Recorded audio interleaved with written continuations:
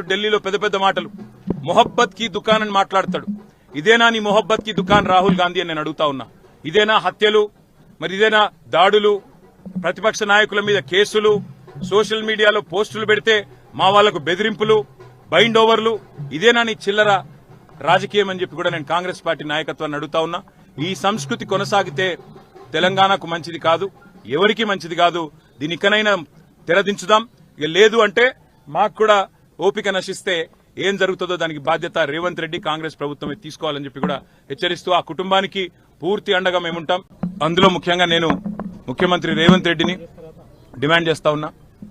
ఈ మంత్రి కొల్లాపూర్లో మన తెలంగాణలో ఎక్కడా లేని ఫ్యాక్షన్ సంస్కృతిని ఇక్కడ తెచ్చి జనవరిలో మల్లేష్ యాదవ్ మృతికి కారణమైనారు.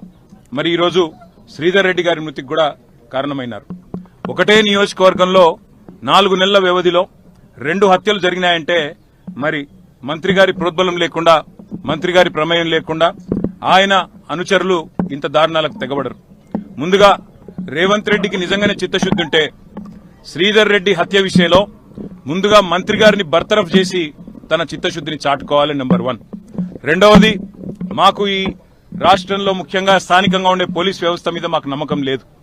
ఖచ్చితంగా అయితే ఒక స్పెషల్ ఇన్వెస్టిగేషన్ టీం వేసి ఎంక్వైరీ చేయడమా, లేదా ఒక వరుస హత్యల మీద ఒక జ్యుడిషియల్ ఎంక్వైరీకి కాల్ చేయడమా, ఈ రకంగానన్నా ప్రభుత్వం తన చిత్తశుద్ది చాటుకోవాలి. ఒకవేళ నిజంగానే ఇందులో ప్రభుత్వ పాత్ర లేకపోతే, మంత్రి పాత్ర లేకపోతే నిష్పక్షపాతంగా విచారణ జరగడానికి సహకరించాలి. సరిగ్గా 15 రోజుల కిందట మరి మా నాయకులు వారం 10 రోజుల కిందట నిజానికి మా ఆర్ఎస్ ప్రవీణ్ కుమార్ గారు, గువ్వల బాలరాజ్ గారు,